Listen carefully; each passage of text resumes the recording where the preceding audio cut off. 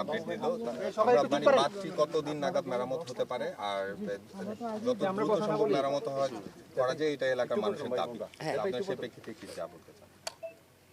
আমাকে তো আসলে অন্য যে জায়গায় গেছিলাম ওখানে অনেক বেশি সমস্যা, সে তুলনায় এখানে এসে মনে হচ্ছে যে নির্মাণ কাজ বা মেরামতের কাজে অত হয়তো জটিলতা নেই। ওনারা যেটা বলছেন পানি উন্নয়ন বোর্ড থেকে যে 2-3 মাসের মধ্যে পুরোটা বাঁধ মেরামত করা সম্ভব হবে, তো ধরে রাখি আমরা যে এই ডিসেম্বরের মধ্যে মেরামত করা সম্ভব হবে।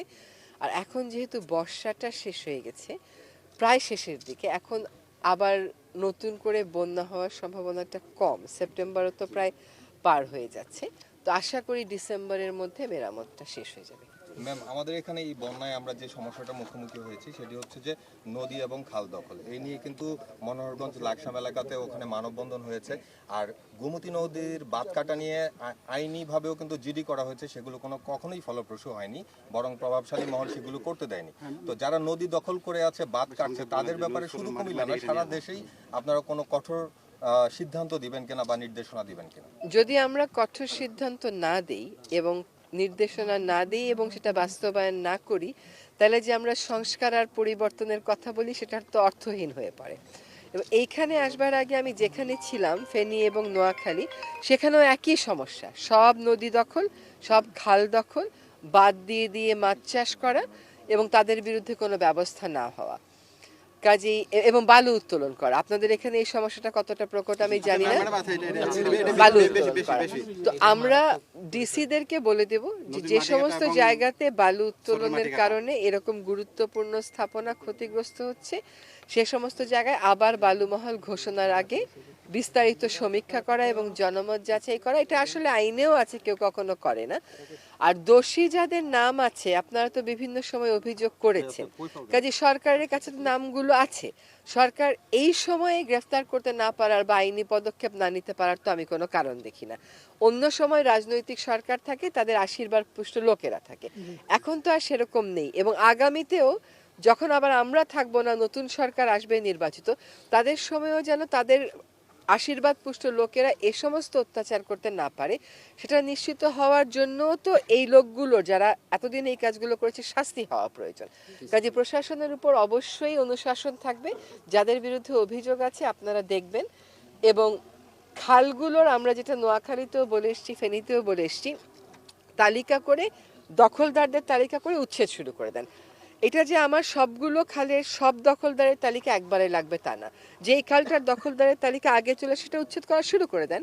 কিন্তু এই কাজটা শুরু করতে হবে, বারবার তো এটা নিয়ে আমরা আটকে থাকতে পারি না, বসে থাকতে পারি না। এবং আমি এই পাশে আসার আগে যখন ওই পাশে ছিলাম, আমার জীবনের 30টা বছর কিন্তু শুধু এই কাজগুলোই করে গেছি, নদী থেকে দখলদার উচ্ছেদ, খাল থেকে দখলদার উচ্ছেদ। এখন হচ্ছে এটা একটা সমন্বিত অবস্থায় হতে হবে।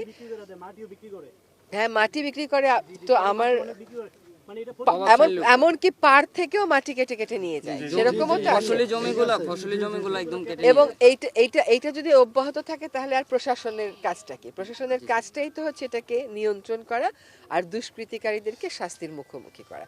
এটা আমি দেখবো, যেহেতু আপনারা বলেছেন, আমি আবার বিশেষ করে দেখবো। আমি একটু কথা বলি, এটা হচ্ছে যে আপনার গত কয়েকদিন আগে আমরা জানতে পেরেছি যে কুমিল্লা থেকে 14টা উপজেলায় 3,363 কোটি টাকার ক্ষয়ক্ষতি হয়েছে, এমন একটা তালিকা মন্ত্রণালয়ে পাঠানো হয়েছে। তো এলাকার মানুষ আসলে এটা কবে নাগাদ বাস্তবায়ন হবে, মন্ত্রণালয় কবে অনুমোদন দেবে পুনর্বাসনের যে বিষয়টা, সেটা যদি একটু আমাদেরকে জানান। দেখেন, আমি পানি সম্পদ আর পরিবেশ বন নিয়ে কাজ করি, তো কিন্তু সরকারে থাকলে সবকিছুর দায়িত্বই নিতে হয়। আমি এটা শুনেছি আপনাদের কাছ থেকে, অন্য জায়গাতেও শুনে এসেছি। আমি মানে পুনর্বাসন সংক্রান্ত যে উপদেশটা আছে ওনার সাথে অবশ্যই কথা বলবো।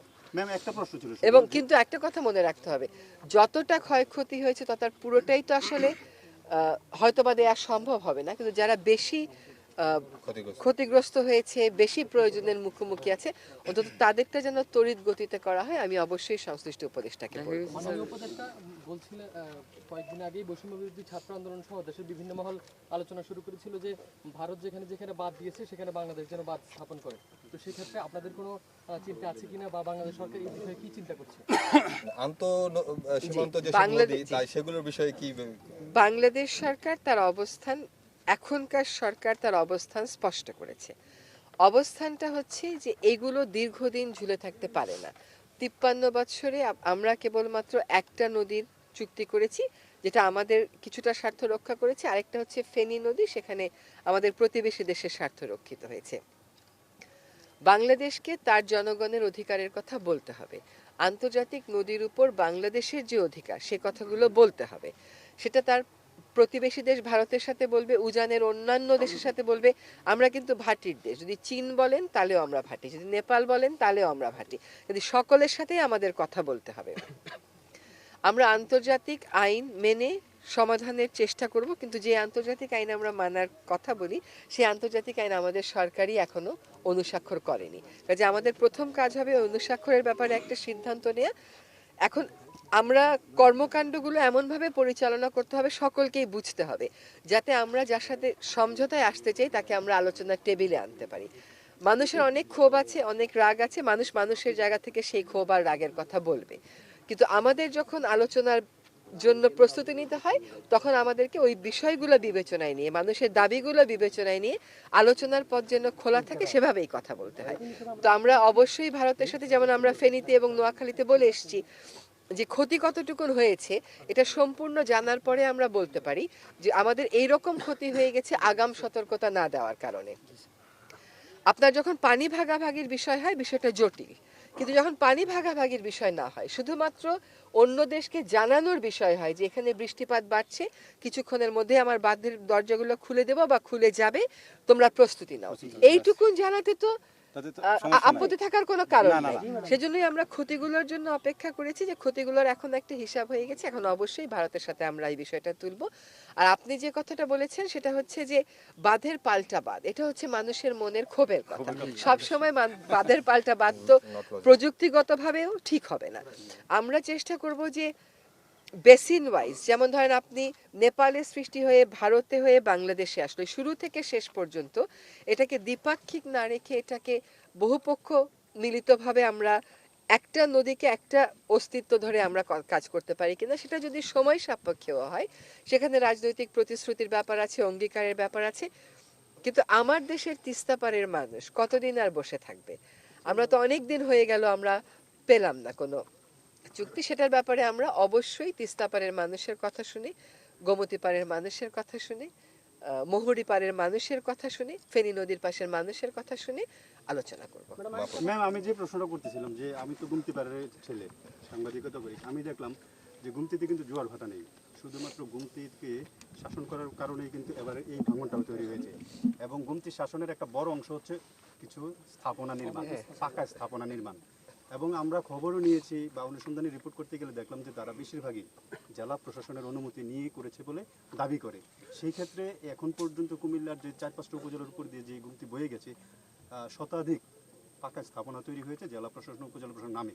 এগুলোর ব্যাপারে কি ব্যবস্থা নেন? কারণ এগুলোর কারণেই কিন্তু পানিটা সঠিকভাবে প্রবাহিত হয় না। আর একদিন যদি পানিটা প্রবাহিত হতে পারতো, বুড়বুড়ের এই অংশ দিয়ে ভাঙাটা পড়তো না, কারণ এটাতে জোয়ার ভাটা নেই। ম্যাম, হ্যাঁ, তাহলে চিন্তা করেন যে আমরা কি ভ্রান্ত একটা উন্নয়ন দর্শনের মধ্যে থাকি, যে বিল্ডিং হলেই আমরা মনে করি উন্নয়ন হয়ে গেছে। এইটা আপনি কয়টা স্থাপনার কথা বলেছেন? শতাধিক। আপনি যদি ঢাকার বুড়িগঙ্গার কথা বলেন, সেখানে 2000-এর উপরও পাকা স্থাপনা ভাঙা হয়েছে। যদি ভাঙতে চাইলে ভাঙা যায়। নদীর উপর স্থাপনা করার তো কারো কোনো আইনগত অধিকার নাই, নদীর উপর স্থাপনা করবার অনুমতি দেওয়ার এখতিয়ার সরকারের নাই। আপনি বলবেন প্রভাবশালী ক্ষমতাশালী ব্যক্তিরা এখানে স্থাপনা করেছে সরকারের অনুমোদনে, না তাদের এখানে স্থাপনা করার কোনো সুযোগ আছে, না সরকারের ক্ষমতা আছে তাদেরকে এই স্থাপনাগুলো করতে দেওয়ার। সেই স্থাপনার তালিকা যদি থেকে থাকে, নদী রক্ষা কমিশনের একটা তালিকা আছে 66,000 দখলদারের, যদি তারা ওর মধ্যে থেকে থাকে, আমি এর মধ্যে বিভাগীয় কমিশনারদের সাথে মিটিং করেছি, 1 মাসেরও উপর হয়ে গেছে, এবং বিভাগীয় কমিশনারদেরকে নির্দেশ দেওয়া হয়েছে যে 2 মাসের মধ্যে দেশের সকল নদ নদীর ওই যে 66,000 দখলদার চিহ্নিত হয়েছে, ওই 66,000 দখলদারের হাত থেকে কেমন করে তারা এটাকে বাঁচাবে, কেমন করে দখলগুলো ভাঙবে, 2 মাসের মধ্যে কর্ম পরিকল্পনা দিতে। কাজে সকল জেলা বিভাগীয় কমিশনারগণ নিশ্চয়ই জেলা প্রশাসনকে বলবে এবং এগুলো ভাঙার কাজ শুরু হবে। ওকে, থ্যাংক ইউ ম্যাম। সবচেয়ে বেশি